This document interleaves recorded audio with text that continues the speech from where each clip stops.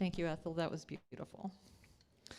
My story is, I'm going to start with, I have been spending Christmas in Arizona since 2013. And many of you know I just moved here in 2021. So it had become my tradition to drive from wherever I was in California to my sister's house in Phoenix, where we would then drive up to my mom's house in Show Low and spend her birthday with her. Her birthday was Friday, the 22nd. Then we would drive from Show Low down to Tucson to spend the Christmas with my niece and her family. Then we would drive back to my sister's house in Phoenix, where we would spend the night, one final night, sisters together, and then I would drive on home. And this had become my tradition, and I love road trips. So for me to drive around the state of Arizona from wherever I was, Northern California or Bakersfield, California, it was something I looked forward to every year. And then 2020 came along, and COVID, the year where we all spent the year by ourselves. And for those of us who were single, we were really by ourselves. I was planning on coming out. Even at Thanksgiving, I was still planning on coming out and making my journey, figuring, I'm just going to be in my car. I'm going to be with my family. We'll stay isolated. We'll stay safe. And then my mom said, please don't come. Please stay home. And I had to honor that. And like I said, I am naturally a loner, and I'm fine and happy by myself. But there were times during that year that I was crying from loneliness. And the thought of Christmas by myself, not with my family, was completely depressing. So I got all the presents that I had planned to bring, packed up and ready to ship. And I practiced acceptance. A lot. Every day. This is what's happening. Then on December 11th, I got a text from one of my neighbors who is also a member of CSL Bakersfield. And she told me there was a package out under my mailbox. And I'm thinking package, UPS, FedEx. I don't want, my package heisted by, package thieves. So I go out there, and what I find is actually a wrapped present. And there was a card that read, "Open before Christmas." And so I did. And this was the gift.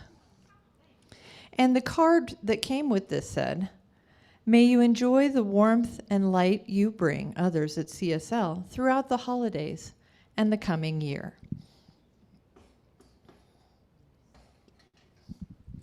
Now, I am not good at receiving.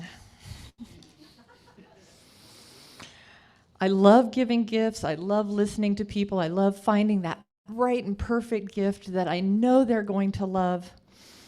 But receiving has always been hard for me. And I first really realized this about myself many years ago when I was receiving a massage. And this is a massage I paid for. And about 15 to 20 minutes into the massage, everything in my head was screaming, "Stop! I've had enough! Stop giving to me!" And it just kept repeating and getting louder and louder until I realized what was happening. I had hit a big receiving limit. This discomfort continued to arise whenever someone gives me an unexpected gift. My mind immediately goes to, what's the value? How do I reciprocate? Can I pay it back? Do I deserve it? It all boils down to self-worth and having to earn everything I receive. And all this anxiety doubles in my space if I don't know who to thank. And I have to ask myself, if I can't receive a compliment or a hug, I'm usually the first one to let go in hugs, or a gift, how can I ever expect to receive the abundance the universe has to offer me? I am the one limiting my own good. I am the one limiting how much God I can have in my life. So I received the lamp from the mystery person from CSL Bakersfield. But the story doesn't stop there. The next day, December 12th, my neighbor again texted me saying there was a pile of presents on her front porch. They were not from her, she was just the messenger. They were from a secret Santa, and she had COVID at the time, so I never saw her this Christmas. I was instructed, go get the packages off my porch. So I was walking my dog and, figuring I could bring the packages home, and I went and looked, and there were piles, boxes, large boxes, small boxes, medium-sized boxes, packets, beautifully wrapped presents, way more than I could carry home walking my dog. So I had to come back with my car. Now I am freaking out. I am freaking out. This made me very uncomfortable. Who did this? Why did they do this? What is going on? What am I going to do with all this stuff? But I packed up the gifts, doing what I am instructed to do. I packed up all the gifts and brought them home.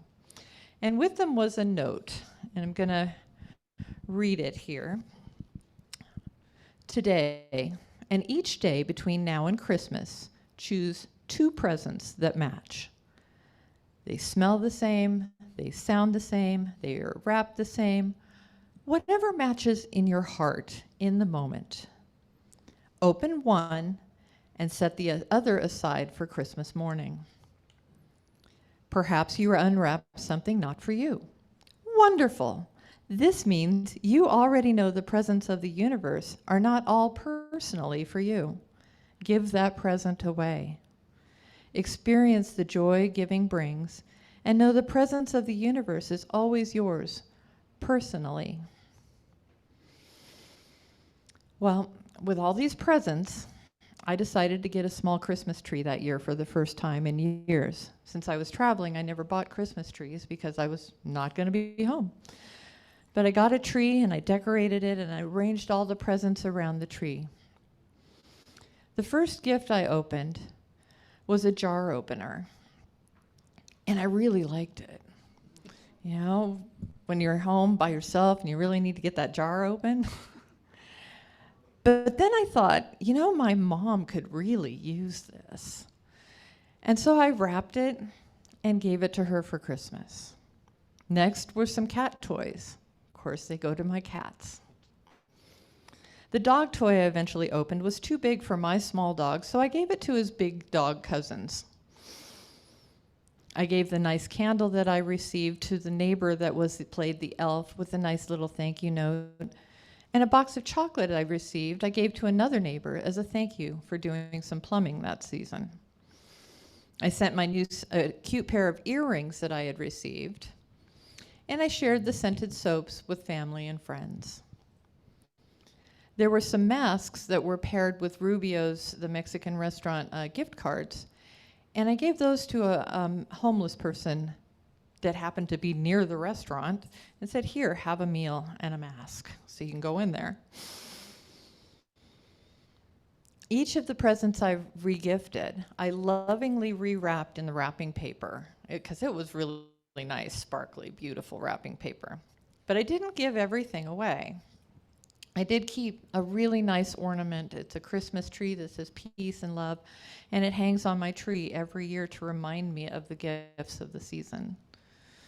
I received a 2-person picnic set that goes in my camping gear and goes with me when I go camping.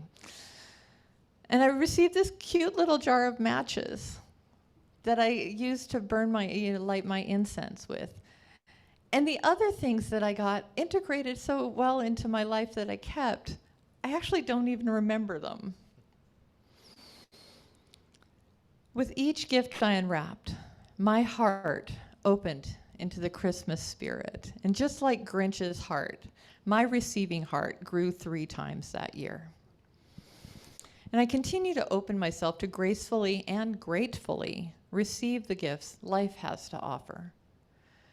When I start to feel that discomfort, I now lovingly lean into it, knowing another limit is being stretched. A few months after Christmas, Karen, and that is her name, not a Karen's, our Karen's. Karen came up to me after service and asked if I had kept the medicine pouch. Now, I had suspected she was my secret Santa, and I was able to tell her how grateful I was for her generosity and how uncomfortable it had all made me feel. And yes, of course, I kept the medicine pouch, and it lives on my altar, just to remind me again of the good.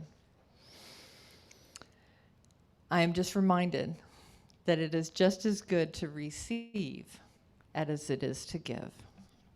And so I have been so grateful for everything I have received this past year from this community in my ability to serve you. I have made a basket that has some wrapped items, and if you choose a wrapped item and it's not for you, feel free to regift it. And there's some unwrapped items. Choose a gift, and just small little something is my thank you back to you. I'll put it somewhere, maybe out on the piano when you leave. Please help yourself. Thank you so much, and Merry Christmas.